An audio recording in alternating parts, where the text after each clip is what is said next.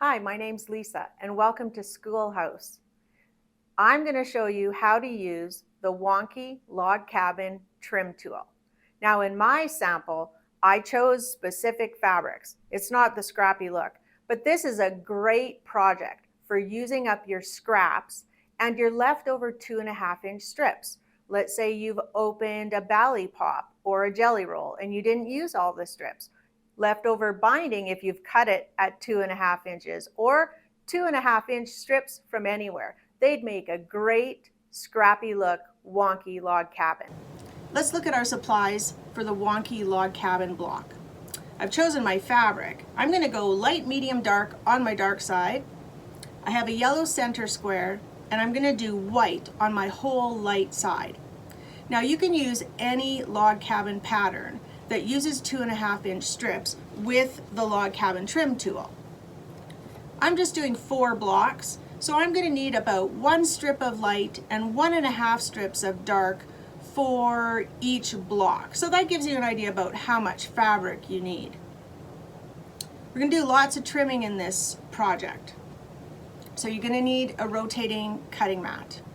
The 17 by 17 is my favorite. Also lots of pressing. So I have my Acorn Easy Press solution in my Mrs. Bobbin's misting bottle.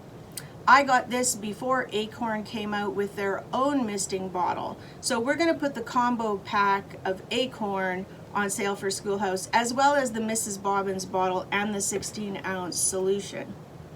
Lots of pressing means I need a woolly felted mat. These are going to be 10-inch blocks.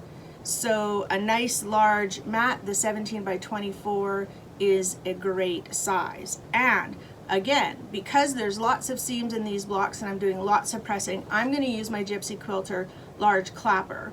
And I'll show you how that works when we get to that step. And always by my side, my trusty, reliable Maven iron. I'm going to show you that as we're pressing as well, and I'll tell you all about that a little bit later. I put a new blade in my rotary cutter, and I have the Creative Grids non-slip 10-inch Wonky log cabin trim tool. So let's take a closer look at that. All right, here's our non-slip 10-inch Wonky log cabin trim tool. I've got a little piece of stabilizer behind it so you can see the lines better. The first thing you need to know is that it comes with a QR code that shows you how to use the tool and complete instructions. So it starts with cutting instructions for round 1 and then how to square up, and then continues on to cutting instructions for round 2 and how to square, and round 3 and how to square. So it gives you complete instructions. Like all Creative Grids rulers, they have their anti-slip technology on the back, and especially behind the 3 center squares that we're going to use for squaring up our blocks. So I can slide it on my stabilizer as long as I'm not pushing on any of the places with their non-slip coating. As soon as I put my hand on, there is no way I can move that ruler around. So there are dots all over the ruler to help stabilize it. Also on the 1/4-inch edge around the ruler, and which I thought was just a brilliant idea, this is a trim line for round 1 and trim line for round 2, and they've got the anti-slip coating all the way around those edges. So this is, like all other Creative Grids rulers, really a serviceable tool. I think it's time to get started. I'm going to take my fabric and cut it according to the cutting instructions in my little information pamphlet with the ruler, and then we'll come back and get started. All right, I've done my cutting, but let's talk a little bit about preparing my fabric before cutting. As I said, I use the Acorn fabric treatment solution. So what is it? Most people call it a starch, but actually it's not a starch at all. If it's a starch, that means it's vegetable based or has proteins in it, and Acorn fabric treatment solution has neither. Why do I use it? Well, if you pre-wash your fabric and dry it, it loses that crispness that the sizing from the manufacturing puts in your fabric. So by using the fabric treatment, you add that stability and crispness back to your fibers. But it also, if you don't pre-wash, if you treat your fabric with the Acorn fabric solution, it pre-shrinks your fabric for you. And really, it's not pre-shrinking. What it's doing is taking the fibers back to their natural size. In the process of dyeing and folding fabric, the weave is pulled out of shape. And when you use the Acorn fabric treatment solution, it allows the fibers to go back to their natural state. Also, it prevents fraying and it makes your fabric stain resistant. It's biodegradable and it'll make your cutting and piecing more accurate. So I treated my large pieces of fabric with the Acorn fabric treatment solution. Then I used the cutting instructions that came with the ruler to cut my pieces. Now, if I was doing a big quilt, I would definitely use my Stripology ruler to cut 2.5-inch strips. I wasn't cutting that many strips, so I didn't use my Stripology ruler today. But it is a really valuable tool, especially if you're using a full-size project. So I cut 2.5-inch strips, and then I cut them down to size as the pattern said. This is my light size, round 1, round 2, and round 3.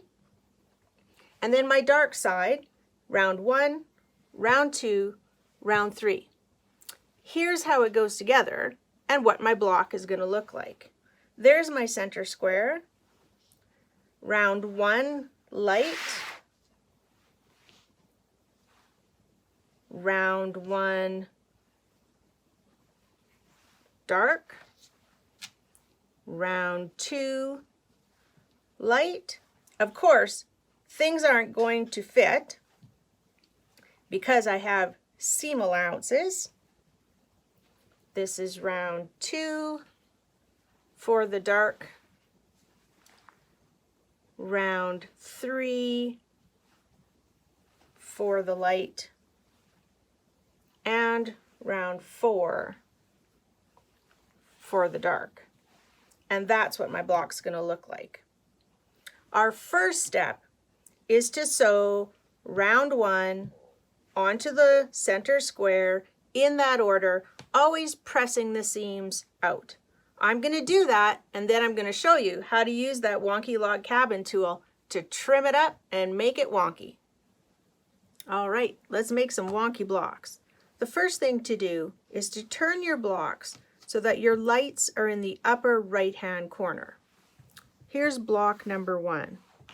I'm going to find the square that says round 1A and put it on my center square. Once I have it nice and lined up, I'm going to trim the right and the top just like we trim up other quilting blocks. When that's done, I'm going to rotate my block 180 degrees and rotate my ruler and find the square that says round 1B.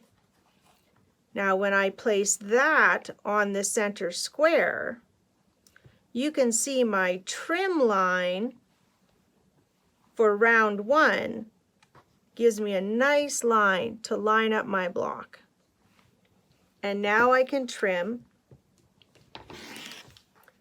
the other 2 sides. And there's the start of my wonky log cabin. So I'm going to trim my other 3 pieces and then add round 2 light here and here, and my round 2 dark here and here.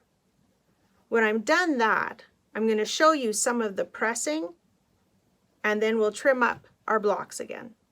All right, let's talk about pressing. I've carefully marked a block so that I can show you the proof in the pudding at the end of my demo, how the clapper really works. So my one block, I am pressing only with my iron, lots of steam. I'm a steam lover. And that's the block that is getting pressed with just my iron, no clapper. So the Gypsy Quilter clapper is oak, untreated, and why you use it is that the heat and the steam that you use on, while you're pressing your strip, goes into the wool, comes back, and also because this is untreated wood, the wood holds the heat and the moisture. And what it does is it just gives you a beautiful crisp seam. So I use lots of steam. I clap it, like to just hold it for a second, and then I'm going to let that cool while I prepare my next block. I like to press it first just to make sure my seam allowance is going the right way. I could feel that wasn't quite right. And then here comes my steam and the clapper.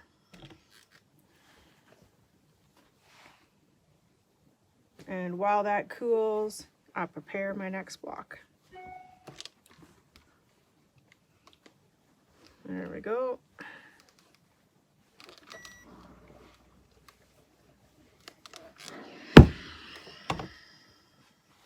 And now it's time to go and trim round 2 of our wonky blocks. Now it's time to trim round 2. So once again, take your blocks and make sure they're rotated so that the light side is in the upper right-hand corner. Take your first block and find round 2A. So A being our first cut, and we're just finished sewing on round 2. Line it up with your center square and then cut the right and the top sides. Then we're going to rotate our mat 180 degrees. Do the same thing with the ruler, which I just did. There's round 2B, so round 2, second cut. And when I line that up with the square, there again is my trim line. So my trim line is going to help me square up my block as well as the center square. And now I trim again the right and the top. And there is my wonky block.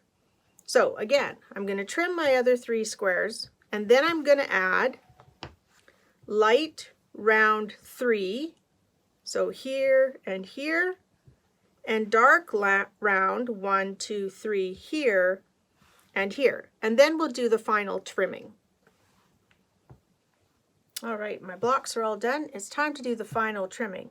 Now, you're kind of in a groove and you're thinking, okay, I'm going to put the light in the upper right-hand corner of my block, but not for this round. For this round, the light is in the bottom right-hand corner. So let's take our first block.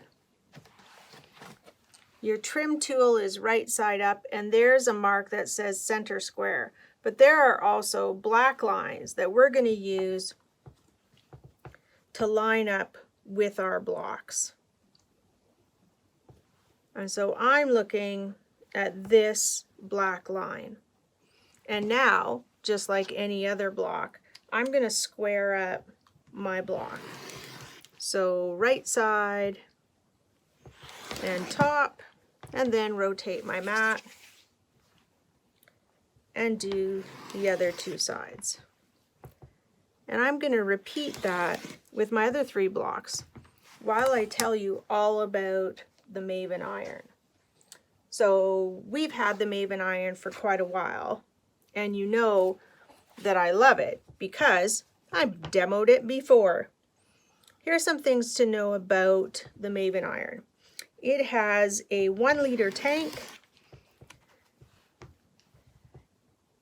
that is approximately 3 times more than a normal iron or a regular iron would have. So a whole liter of water in a removable tank that you would just carry up and fill with water when you needed more water.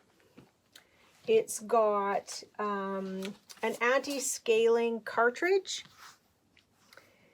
that will remind you when it needs to be changed. They say every year, but mine has lasted much longer than a year.